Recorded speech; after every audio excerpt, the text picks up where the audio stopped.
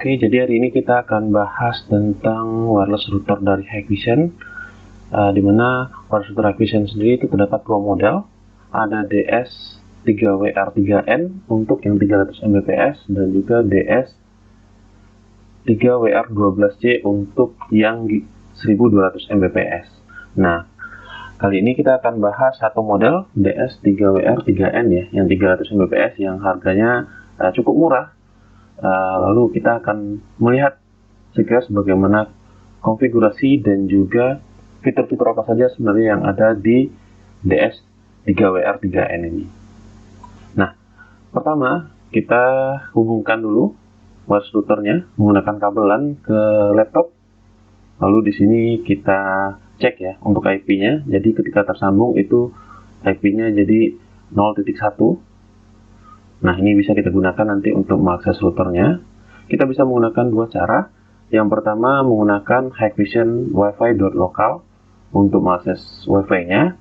Nah, ini nanti kita tinggal akses. Tetapi kalau misalnya tidak bisa masuk, kita bisa menggunakan IP lokalnya. Nah, IP lokalnya di sini 192.168.0.1 ya. Jadi kita bisa menggunakan itu. Kalau misalnya Hikvision Wi-Fi lokal ini tidak bisa.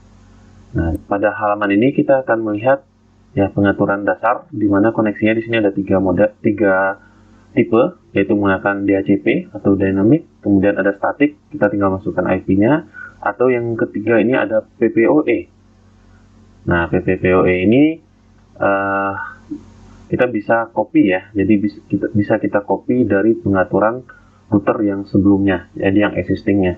Nanti kita tinggal hubungkan dari WAN original routernya ke wireless router Hikvision ini. Jadi nanti kita akan menggunakan konfigurasi yang sudah ada.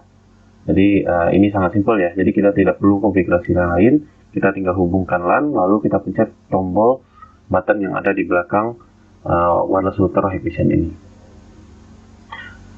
Nah, untuk hari ini kita akan menggunakan DHCP saja. Jadi di sini setelah kita setting DHCP, kita langsung setting untuk Wi-Fi-nya, jadi nama Wi-Fi yang akan digunakan nantinya.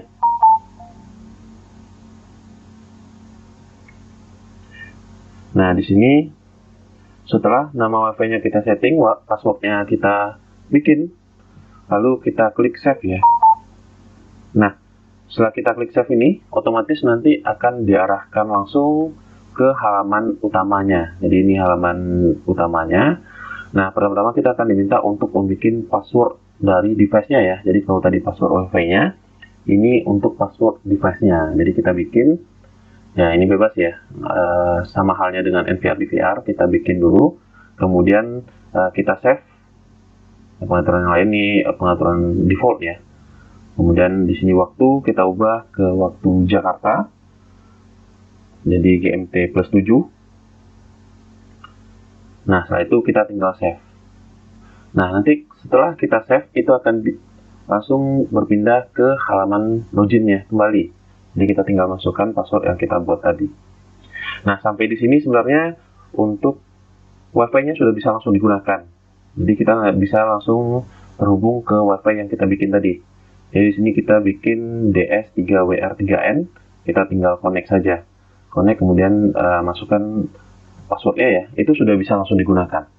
Nah, jadi untuk terhubung langsung itu sudah bisa. Jadi sudah bisa kita terhubung ke internet ya. Kita tinggal hubungkan handphone dan perangkat lainnya.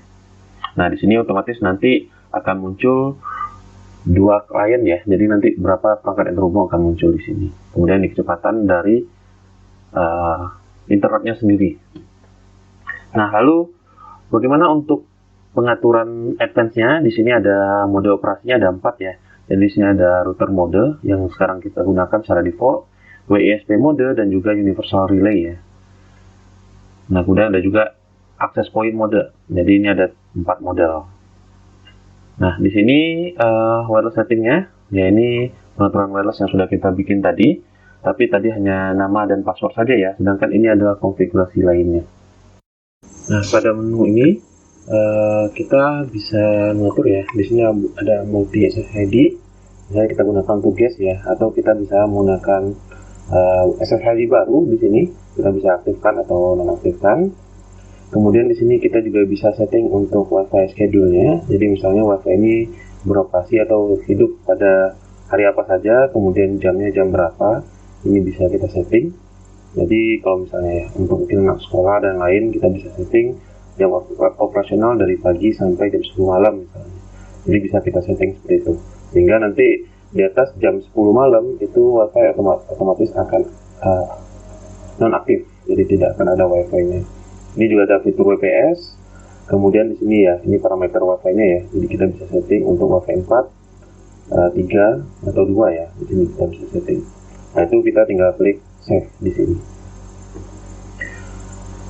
Nah, lalu selanjutnya di sini ada menu lain, ada client management. Di sini akan muncul semua perangkat yang terhubung. Jadi di sini karena satu menggunakan LAN dan satu menggunakan WiFi ya. Jadi ada dua perangkat yang terhubung di sini. Kita bisa limitasi, kita misalnya downloadnya berapa, uploadnya berapa. Kita bisa blok juga langsung di sini usernya, perangkatnya, sehingga akan otomatis nanti setelah kita save akan berpindah ke bagian bawah ya, ke blok device-nya. Nah, jadi kita bisa setting di sini. Kita bisa limitasi, bisa kita blok langsung. Nah, kemudian di sini ada fitur parental control juga. Nah, di sini kita bisa ya misalnya perangkat tertentu, misal perangkat anak-anak di rumah gitu ya. Kita bisa setting perangkat tersebut hanya bisa mengakses situs apa saja, atau misalnya perangkat tersebut tidak bisa mengakses situs tertentu, itu bisa. Nah, tetapi di sini hanya general rule saja. Jadi tidak bisa per masing-masing perangkat. Jadi ini semua perangkat sekaligus yang kita setting. Jadi misalnya ada 3 perangkat yang kita setting. Jadi tidak bisa kita bedakan antara perangkat satu dengan perangkat yang lain. Nah, di sini waktunya kita setting. Kemudian di sini ada 2 pilihan ya, ada only permit. Jadi yang diizinkan dan tidak diizinkan. Nah, contoh di sini yang diizinkan hanya YouTube gitu ya. Jadi kita bisa tambahkan situs yang lainnya. Nah, setelah selesai nanti kita tinggal save ya. Nah, kita bisa pilih di sini, kita bisa hapus juga. Nah, ini yang perangkat yang akan diatur untuk rule ini. Nah, di sini ya, jadi ada only permit dan only permit ya. Nah, ini pengaturan parental. Lalu di sini ada pengaturan advance lainnya. Di sini kita bisa make address filter juga. Jadi selain blok tadi ya, kita juga bisa filter make address di sini. IP juga bisa. Kemudian di sini ada port mapping. Jadi yang mungkin ya untuk port mapping kita bisa setting di sini. Kita bisa juga custom manual ya. Jadi ada pilihan manualnya. Kemudian di sini ada pengaturan DNS. Nah, untuk DNS sendiri di sini ada 3 ya. Jadi ada 3 pengaturan DNS yang sudah terdaftar. Kemudian di sini ada pengaturan DMZ juga. Kita bisa setting IP address untuk hostnya, untuk DMZ-nya. Kemudian di sini ada fitur ping 1. Kemudian ada UPnP juga.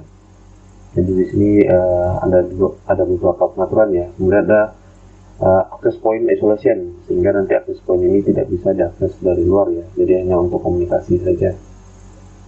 Kemudian di sini ada blocklist dan whitelist. Jadi kita bisa tambahkan semua perangkat yang sedang online sekarang, sehingga ya, jadi perangkat yang lain yang terhubung nanti itu tidak bisa. Kemudian di sini ada menu ya administrasi yang lain ya. Jadi ini menu general sebenarnya. Kita bisa aktifkan untuk remote web management. Kita misalnya untuk mengatur portnya gitu, itu bisa.